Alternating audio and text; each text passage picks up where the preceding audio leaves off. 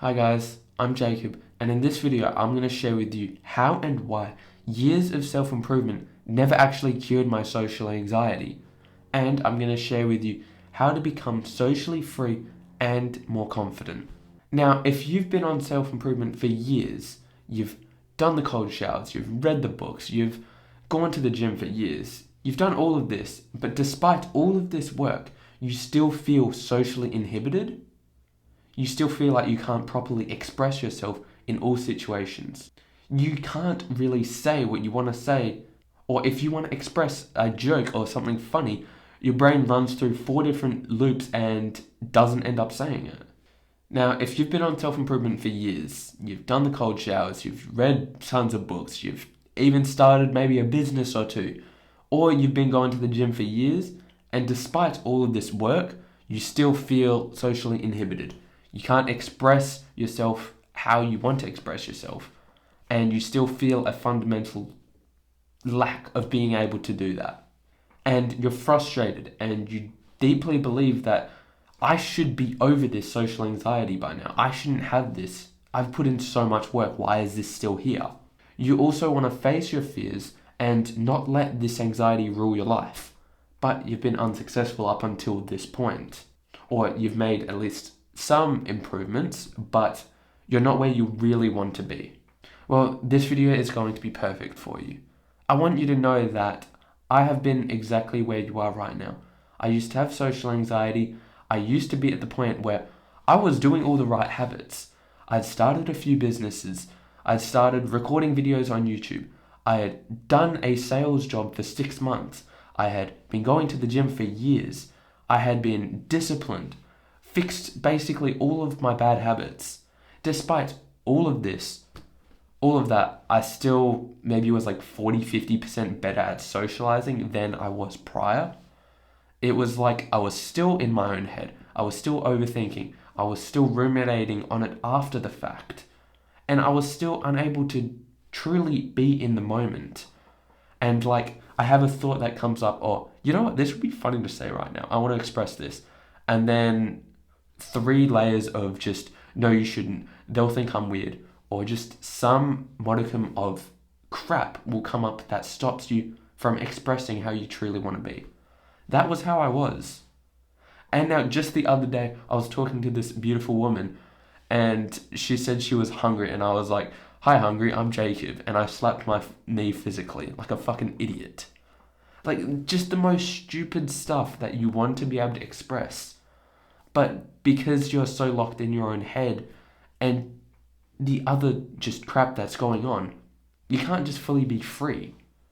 Like, beforehand, if I was in this same situation, I would have ran through, would this be weird? Is this stupid? What's she going to think of me after? And I just wouldn't say the thing. Now I said the thing, I got a stupid smile, and then we just went and continued on with the conversation. I didn't die, or she didn't judge me. It's just like, life is so much better when you're able to be like this. And I know it's such a stupid, trite example, but I'm sure this relates to you. Like, even despite all of that self-improvement, I still felt unable to talk to girls or even approach and just have a normal conversation with a stranger. Like, I thought, how fucking pathetic is this? All of this self-improvement, all of this work, and I can't even have a normal conversation with someone. How pathetic is that? Then, now fast forward to the end of last year, and that's when I took some more action, I learned some stuff, and that's when finally, like, my social anxiety just like went away, basically fully. And that's what I'm going to share with you in this video. So let's get into it. So the other day, I was interviewing a socially anxious guy and just talking to him about his experiences. He said one of his biggest problems was that when he was younger, and to an extent what he does now, is he tied his entire self-worth and value to the grades he would get in academia. So in school, the grades he would get, if he did well, he would feel proud of himself and he would genuinely feel high value. But if he did bad, he would feel like a failure, useless, and hate himself for it. He tied his value to his performance in this metric. Now, why do you think I'm telling you this? How do you think this applies to us? I'm going to give you a second to think about it.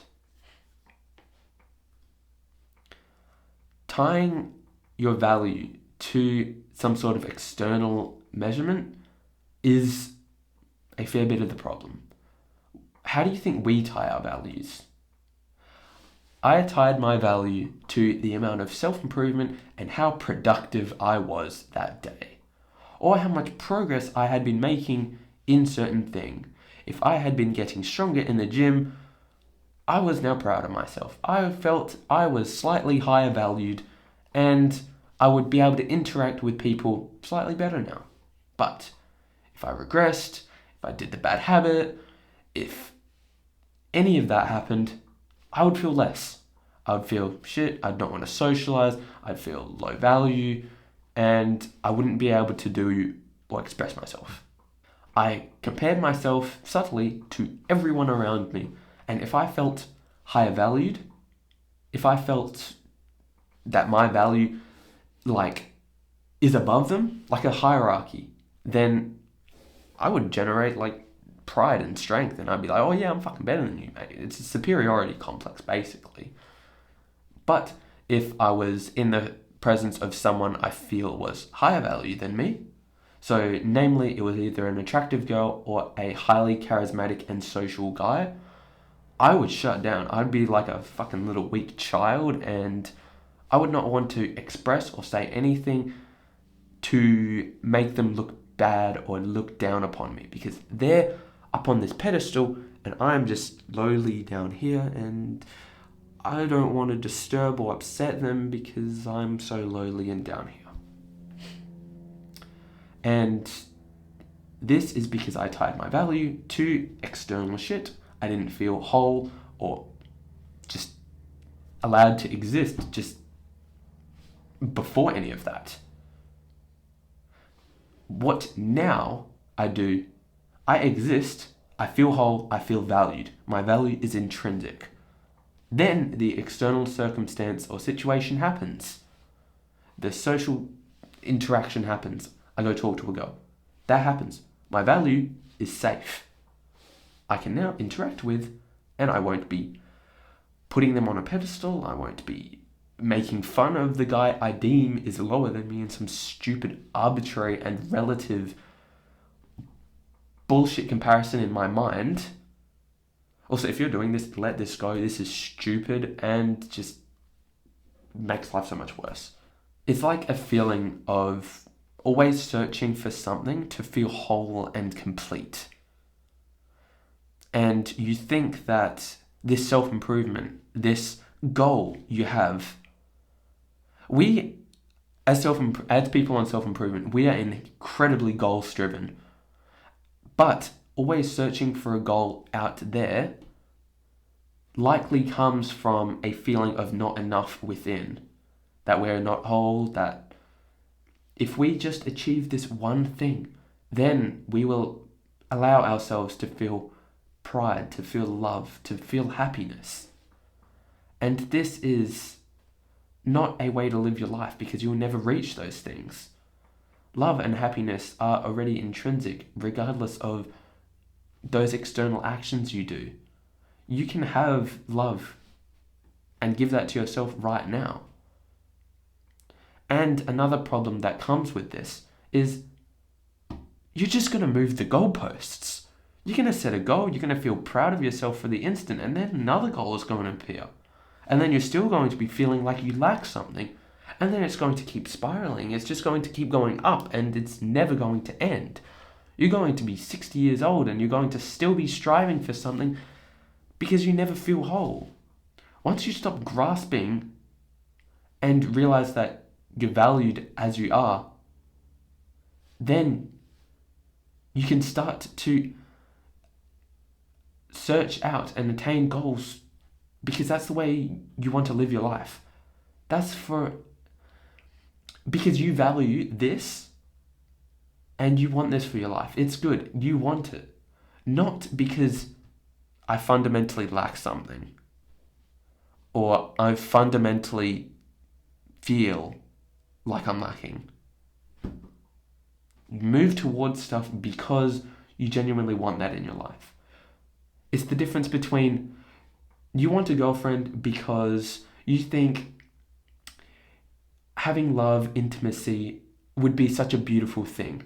You want to be able to share life and experience life with someone else. You want that and you find that beautiful. That's the reason you put yourself through discomfort, you cold approach, and you do all this work.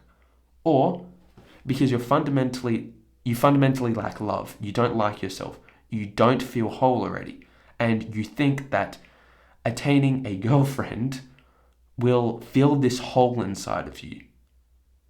Who do you think is going to be, one, more likely to achieve the goal, and two, feel better about themselves and enjoy life better once they've actually achieved the goal? Now, next point. If you generally feel like other people are judging you and you're scared of what other people might think or say about you, or if you have an insecurity that makes you think that you're lower valued than you are, this next point is going to help a lot. Now, most people with social anxiety feel like social anxiety has always been a part of them, that they've just always had it. There's this, and there's also a lot of people remember maybe in middle school or primary school or before that, where there's a time of them being extremely expressive and social and being able to enjoy life. But then a time came in middle school or high school where you were either bullied or made fun of, or you just learned that acting expressive and being super social just didn't work out. So you learn to be small and shy, be quiet. It doesn't create conflict, or people aren't upset by or troubled by you. Now, to illustrate this point further, imagine a 10-year-old in the classroom. At this point, the 10-year-old, all his life consists of is home life and school. He doesn't know anything else. He doesn't have the ability to hold multiple perspectives. He just understands that if he's rejected in this social situation, it's almost like a death. It's a threat. You want to be accepted, especially when you're at that young age. And this comes from evolutionary biology, and we're basically evolved to want to survive in packs, because if we didn't, what would happen? We would die off. So we're evolved to be very social, and we have to get along with our group. Now, this 10-year-old, he spontaneously makes a joke to try and make everyone laugh. He just says what's come to mind. He says what comes to mind and is laughed at. He's made fun of, and as a result, he now learns to not do that again.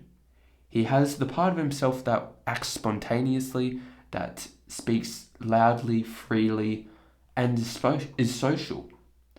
He's now learned to repress that part of himself. That when that part of himself comes out, he gets rejected. He faces threats. He is not accepted by everyone. So, as a defense mechanism, he learns, nope, fuck that part of me. Nope, that not coming out. And that stays with you. You also feel the shame and the guilt and all of those emotions that come with being rejected, and those get stored deep down with that belief. So now, in future years to come, the same thought will come up. Oh, I want to say this. That would be so funny to say. But as soon as you begin to open your mouth, that belief, that part of you that got repressed, that comes back. And it's fucking don't do that. Remember the last time you did that? Yeah, you got rejected and you were made to feel shame and guilt. So do not do that. So what happens? The body and the mind fills you with its own way of saying, do not do this. It'll flood you with shame and guilt. It'll make you dissociate. It'll make your thoughts say, don't do this, don't do this, don't do this. And then you just don't do this. And this acts and stays with you for years. This repressed part of you, this unprocessed emotion, stays with you for years. This is likely the genesis or birth of most people's social anxiety. A social situation in which they were rejected or made to feel small, or someplace at home where they're not allowed to express themselves, or if they did express themselves, they were made to feel unsafe, unloved, or shit, to put it blankly. And learning to bring that part of you back up, unrepress it, feel the emotions, and then tell yourself, more or less, that you're going to be okay in that situation. Because this right now is acting as an unconscious mechanism right now. You're unconscious to it. It just happens. You need to spend some time going back and rooting out and actually feeling those emotions and basically visualizing that you're going to be okay. Because this program worked for you when you were 10. But now, how does it serve you? It just doesn't. And since it's unconscious, it's automatic. You have to spend some time outside of that social situation, going into your mind and doing the inner work, delving into why. What the hell happened? What is actually going on? A great tool is to use ChatGPT or any AI to coach you and just figure out what's going on, why, and how to actually feel these emotions. ChatGPT is an amazing tool for that. And I use that several times as a guideline of what trauma patterns is around what situation. And then I could basically use my body as a sort of guidepost of, I feel crappy around this. I feel insecure. I feel anxious in this situation. What about this makes me feel anxious or insecure? It's that. Where did this come from? What happened? Why do I believe this? If this situation happens, can I be okay? That's the, I guess, step-by-step overview of how to do that. Now, for the last point, it's attachment to outcome. Most people I've talked to, and including myself, when we have social anxiety, it comes from wanting something out of the situation. Do you know how bad and anxious I was when I approached girls? This was partly because of the repressed stuff from childhood that I talked about before. But it was also partly because from that situation, I wanted something from them. I wanted sex. I wanted love. I wanted them to like me. I wanted them not to find me weird or creepy. When I have all of these things in mind that I want to happen, that I just can't have, I can't have them seeing me as weird or creepy or insecure or anxious. I can't have them seeing me like that. And I want them to love me or like me. When you go into social situations with this frame in mind, that creates so much physical friction and mental anguish that results in social anxiety. You have to be able to let go of the outcome. A much better frame to hold is, do I like her? Does she like me? Do we vibe? Do we get along? Or this is just two people having a conversation, and no matter what happens, it's okay. It's a 30-second interaction. It's a 2-minute interaction. My value isn't on the line. I'm going to be okay regardless of what happens. Let's see what happens. Let's see what happens. That is a much better frame to hold when you're interacting with people. Let's see what happens. Or let's try to have fun. Let's try to make her laugh. Let's try to genuinely get to know her. All of these frames are so much better to hold when you're trying to talk to someone. Like, literally just in your mind, think about two different people. One person holds the frame of, I need her to like me. I can't be seen as anxious. I can't be weird. That frame versus I want to see if we get along. If we don't get along, cool. Yeah. What do you think? That is part of the problem too. Again, it comes with inner work, going into what you believe to be true. And it also, like, before the situation, you can tell yourself, you can consciously put thoughts into your mind. I'm going into this situation in order to, why? I want to see if we connect. I want to genuinely connect with her. I want to see if we get along. Put that thought consciously into your mind and then try to interact. You will feel so much better and it will come so much easier. If you have all these rules of how you cannot behave, what do you think happens? Like that example I gave near the start of the video of how I was talking to an attractive girl and she said, I'm hungry, and I was like, hi, hungry, I'm Jacob. And then I slapped my knee physically. Like that type of interaction, that wouldn't happen because of those rules and the attachment to outcome I have. I would think, I can't be anxious, I can't be weird. This behavior might be construed as weird. She might not like me. Don't do it. I'm attached to these rules and the outcome. You have to let go. And even if on the odd chance, acting spontaneously, she doesn't like you, or she just gives you a weird look, it comes with what I said earlier in the video, of how you have to feel whole regardless of the situation, of what happens. Regardless of if she laughs at you or makes fun of you or fucking thinks you're weird, you're okay. You're gonna live. The next rest of your life is going to be okay. The catastrophizing like that we do in our mind isn't going to be reality. So, yeah. I hope this video has been helpful. I hope it's been enlightening. And yeah, because I've suffered with social anxiety a lot. It's shit.